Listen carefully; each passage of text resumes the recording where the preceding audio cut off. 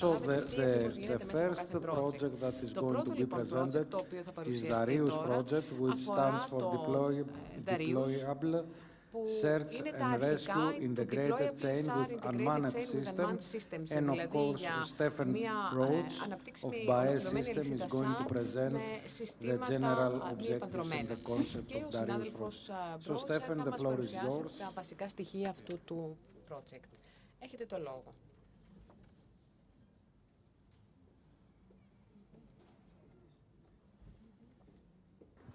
Okay. Darius is all about interoperability for unmanned vehicles in έχει να κάνει με την διαλειτουργικότητα για μη επανδρομένα οχήματα σε εφαρμογές που αφορούν την έρευνα και διάσωση. Μέχρι στιγμής, τέτοιου είδους οχήματα μη επανδρομένα έχουν χρησιμοποιηθεί στο κομμάτι της έρευνας και διάσωσης, αλλά με έναν κατακαιρματισμένο, μεμονωμένο τρόπο. Μέσα από το project του Darius θέλουμε να υπάρχει ολοκλήρωση και διαλειτουργικότητα αυτών των συστημάτων. Αυτός είναι ο στόχος μας. Και θα πρέπει να επεξεργαστούμε περαιτέρω αυτό το τομέα. Είναι ένα project που αφορά την ασφάλεια μέσα από το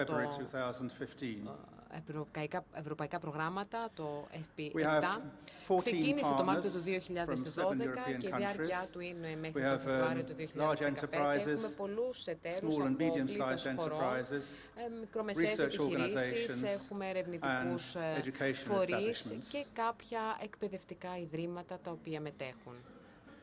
The Darius concept considers various search and rescue scenarios where the operations require the intervention of multiple agencies in a multinational concept. Απαιτούν την παρέμβαση πολλαπλών φορέων σε ένα πολυεθνικό πλαίσιο.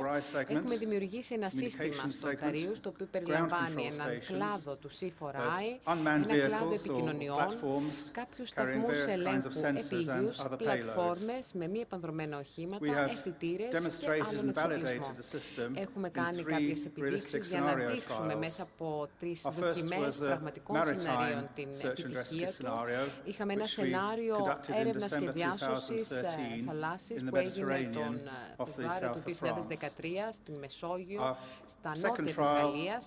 Η δεύτερη δοκιμή έγινε σε αστικό περιβάλλον, σε εσωτερικό χώρο, που είχαμε προσομοίωση σεισμού. Και αυτό διεξήχθη στην Γαλλία τον Μάιο του 2014. Η τελευταία δοκιμή είχε να κάνει με μια πυρκαγιά σε δάση και με τον κίνδυνο έκρηξης, κάτι ιδιαίτερα ενδιαφέρον, και αυτό έγινε στην Ελλάδα πριν από έναν μόλις μήνα. Ο πρωταρχικός στόχος του project Darius είναι να αναπτύξει την διαλειτουργικότητα για τα μη επανδρομένα συστήματα. Έχουμε και 7 επιμέρους στόχους που έχουν να κάνουν με την απρόσκοπτη ολοκλήρωση της μη επανδρομένης πλατφόρμας στο κομμάτι της διοίκησης και του ελέγχου. Pre-existing infrastructure. Να καταδείξουμε την απαραίτητη δομή επικοινωνίας χωρίς να βασιζόμαστε στην υφιστάμενη υποδομή, υποστήριξη της αλληλεπίδρασης μεταξύ ανθρώπων και συστημάτων, δηλαδή τα άτομα που ασχολούνται με την πρώτη απόκριση, τα θύματα κτλ.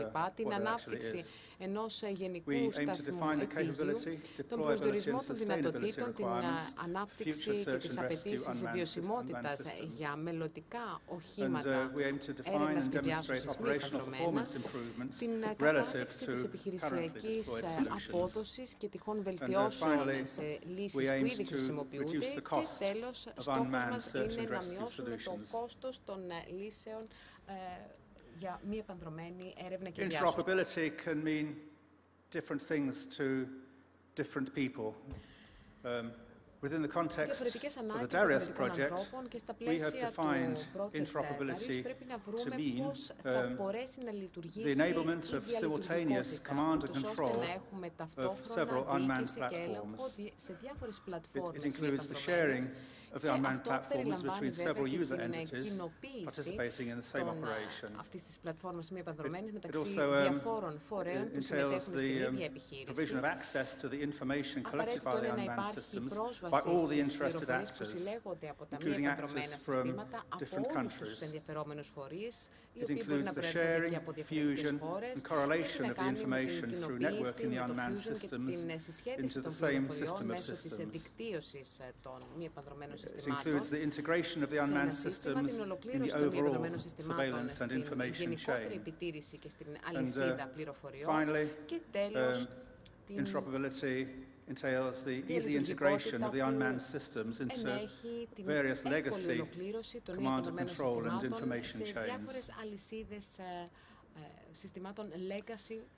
This is a schematic of the Darius system. At the center, we have what we call the generic ground station, which is essentially a portable tactical command post. The generic ground station will communicate wirelessly with individual ground control stations for the piloting or driving of various unmanned platforms, and they can include unmanned aircraft, fixed or rotary wing, unmanned ground vehicles, unmanned surface water vessels, unmanned underwater vessels, and can also include high altitude, long endurance UAVs. Generic ground station will also communicate in general with pre-existing command and control centers for the various agencies that might be involved in a particular operation, such as the fire services, civil protection, police, fire brigade, military, when applicable, and medical services. It also communicates with the first responders in the field. And the individual command and control centers can in turn, where the operation requires, communicate with a fixed coordination center, potentially going right up to the national political control level. We have developed a deployable solution, our generic ground station or GGS, which will be in the tactical command post. It can be easily transported and carried and operated by one person. It can be just taken as standard airline baggage, as we have done on several occasions for our trials. It communicates with the upward command and control chain. We have standardized the interfacing between the generic ground station and the various unmanned platform ground control stations. It's independent of the communications medium. It's been used and is fully compatible with WiMAX, Wi-Fi, wired Ethernet. We say it's physical layer agnostic. A wide range of compatible unmanned vehicles are available through the members of the Darius Consortium. Others can easily be added. And we have validated it through 3 realistic field trials. And for those of you who are interested, we brought it here to Crete, and it's now set up outside. And we'd be happy to give a demonstration during the break or during the exhibition session this evening and during the demonstration session tomorrow. We can show you it in action with 2 unmanned ground vehicles that we've also brought along. These are some pictures from our maritime trial last year in the Mediterranean. The top left is an unmanned boat. It's actually quite long. It could actually carry about 10 people. Had a safety pilot below deck, but it was driven totally remotely from the shore. Με απομακρυσμένη οδήγηση σε αυτή την περίπτωση από την ακτή, δεν υπάρχει κανένας σκάφος και παρέχει υπηρεσίες επιτήρησης. urban trial Στη συνέχεια, στη Γαλλία, το σενάριο που σας ανέφερα νωρίτερα φέτος, σε εσωτερικό χώρο, σε αστικό περιβάλλον, που εξετάσαμε την λειτουργικότητα, με μια πολύ καλή δοκιμή που έγινε σε 2 διαφορετικά σημεία, όχι μακριά από την Αβινιόν. Και η τελευταία μας δοκιμή που έγινε τον περασμένο μήνα στην Ανάβησο, δηλαδή πάλι στην περιοχή των Αθηνών, σε μια παράκτια περιοχή. Αναπτύξαμε τις προδιαγραφές του πρωτοκόλλου Δαρίους που ορίζει τη μέθοδο για τη μεταφορά δεδομένων μεταξύ του GGS, δηλαδή αυτού του σταθμού διοίκησης, και των UV σταθμών ελέγχου των επίγειων πάλι. It's based on open standard OGC XML structures. Βασίζεται σε υφιστάμενα open standard OGG XML σε αντίστοιχες δομές.